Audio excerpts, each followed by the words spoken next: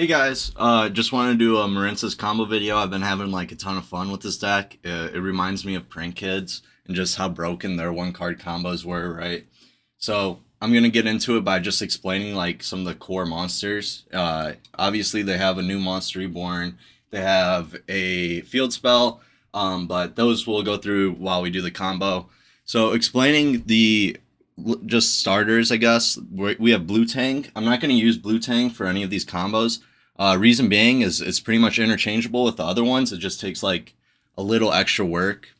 So Blue Tang, when it's normal or special, it'll Foolish a Marincess monster, and then when it's used as a link material, it'll excavate 3 cards. Usually you don't hit the Marincess, but if you do hit the Marincess card, you will be able to add that to your hand, which is really good. But it's pretty much interchangeable for the combos with Spring Girl and Seahorse. So that's just something to keep in mind. That's why I'm going to go through it without Blue Tang, because you could Foolish any of these and it just gives you more follow-up because you get to add the Blue Tang to your hand. But I feel like there's enough information about just using Blue Tang, so why not actually use the brick cards, because, you know, we always fucking brick, right? So, and then there's Pascalis. So Pascalis is just a level 4 extender that helps you make Bahamut Shark. Obviously, you can't use the Seahorse, and that's where Blue Tang and Spring Girl are somewhat better. But all it does is special. It has this second effect during your main phase, except the turn it was sent to the graveyard. Seahorse also has this condition. You can banish this card from the graveyard, then target 1 Marincess spell trap in your graveyard, add it to your hand. So I think that's actually better follow-up than the Seahorse, who just specials a monster from hand when it's sent to the graveyard, or during the following turn, because it doesn't get its effect right away. But the actual application of Seahorse for the combo, only Spring Girl, Blue Tang, and Seahorse can do the combo like this. And then we have Spring Girl. She's the Aqua card. You just banish a Marincess card from your graveyard, special summon it, it's level 4. I'm thinking of that Mermail, Aqua Spirit that you used to play in Mermails. And then it has this little mill effect to burn in time. However, like with the Blue Tang, it's even harder to hit because you have 1 less card. And then we have Sleepy Maiden. Sleepy Maiden's cool. It's kind of just like one of in the deck. You can target 1 Marincess card you control, special summon this card from your hand, and if you do, it gains this effect. While this card is in the monster zone, can't be destroyed by opponent's card effects. Not really that great of an effect, but the graveyard effect's actually really nice. You can banish this card from your graveyard, then target 1 Marincess Link monster you control. Equipped it with 1 Marincess Link monster from your graveyard. You can only use this effect once per turn. Why this is good? So we have the Link. I don't know where it is, but it'll come up in the combo and I'll just talk about it. So for the first combo, we'll be using just Spring Girl. Now Spring Girl requires you to do the most around it because you can't really banish anything to special it at first. So that's why we go into Sea Angel first, so we can add the Monster Reborn Marincess Dive. Marincess Dive is also an E-Telly if you have the field spell Marincess Battle Ocean. You special the Spring Girl, then you make Link 2 into the Coral. Coral will special the Spring Girl from Grave. Coral's insane. It specials a level 1500 attack or less, so it can special Splash Mage, and also when it's sent to the graveyard, it adds the Marincess back to your hand. And it's a Marincess card. A lot of these cards say Marincess card, not even monster, which is super nice. So I mill the Seahorse off that, so I would burn for 200. Obviously, I don't want to complicate this combo by hitting the Seahorse, so I just put it back. Now we're going to add the Spring Girl, and then we're going to banish, even though we have our triangle. So you'll have to send a trap with triangle, right? But I'm going to show you why it doesn't matter, because we actually did not make our blue slug yet. So that's really cool. You can add the Spring Girl after. So now we get to add the trap to our hand, the wave, and then we also get to make a Link 4 after. So a lot of the combos I've seen, they special blue slug first every time. This just shows that you don't have to, especially if you open Spring Girl and like 4 hand traps. So it's just something to keep in mind. Now another combo with a different line. We're using Seahorse now. So we do make the blue slug first, since we open the Seahorse where we don't have to banish. She just specials to zone a Link monster points to. Then we add Battle Ocean.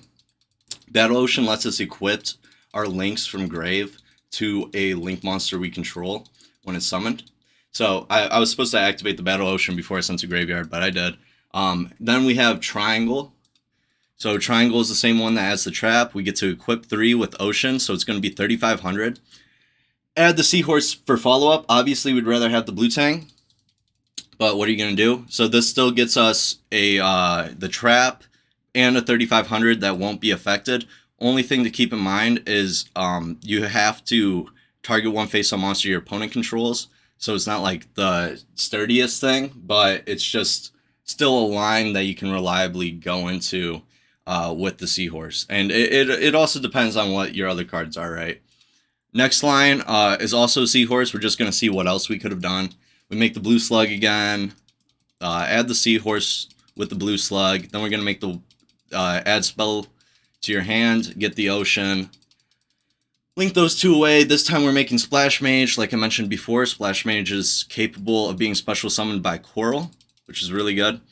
Then we're going to activate our field spell. And then this was the card I was talking about, Argonaut, that you have to special summon a link monster that's equipped to it to negate a spell or trap your opponent controls. So why I said this card was good is because you could just banish it from the graveyard, target one link monster you control, and then equip it with the link monster. So you can pretty much go away from the field spell. And like I've been showing with this combo, like where I don't need Blue Tang, our Blue Tang could actually send the Maiden, and then we don't have to add the field spell to our hand, which is pretty sweet, right? And then for the last combo, I'm going to just do a level 4 combo to make Bahamut Shark. Now, another thing to keep in mind with this is like a Silent Angler or the new, I think it's called like Nightshade Shark or something. It's a level 5. It special summons itself as level 4. Or the monster you control. It could be 3, 4, 5, whatever. But these cards are pretty much interchangeable with Marincess Pascalis, but it does come up the fact that it is a Marincess name because you have cards that can add from the graveyard to your hand. But at the same time, the Angler and stuff can't get negated by an Imperm, which is nice. But then again, your Bahamut Shark would just get Impermed, right? So we're going to use this effect to special summon the Angler from our hand, or the Spring Girl. Now, we're going to activate the E-Telly to special summon from grave, make our Bahamut Shark, so we still haven't summoned 5 times. Our Toad's going to be our 5th summon to play around Nibiru. Definitely good to... And these different lines come up with like the deck you're playing against, right? Like, do you know they may Nib? Then we're going to have to do the Toad. There's more you could do if you just don't want to play a round Nib, balls to the wall, but it's really not worth it in most scenarios that I've come through while testing. So Coral's going to special the Spring Girl. Now we're going to make our Blue Slug again later in the turn. And we add our Spring Girl to our hand with the Blue Slug. And now we're going to add the Pascalis, like I mentioned before, because it wasn't the Angler, we actually get to add it to our hand with Coral. So both these added them to the hand. We're going to pitch the pink one to add the wave. And this is pretty nice because now we get to special the Spring Girl. So we get a draw one during their standby phase. That's 2,600 attack. You know, it's just a free card, right, with our wave because we need the link for Marincess. So that's the deck. I've been having a lot of fun with it. Obviously, it reminds me a lot of prank kids with seeing that the Seahorse and the Spring Girl and the Blue Tang are pretty much interchangeable. I think it's very good.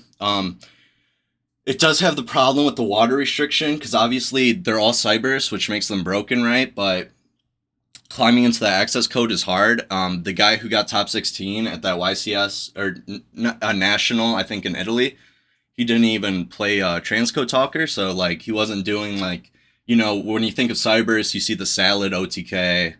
He did not have that, right? He's just playing access code, which is max banishing 2 monsters, including itself. So not very good, right?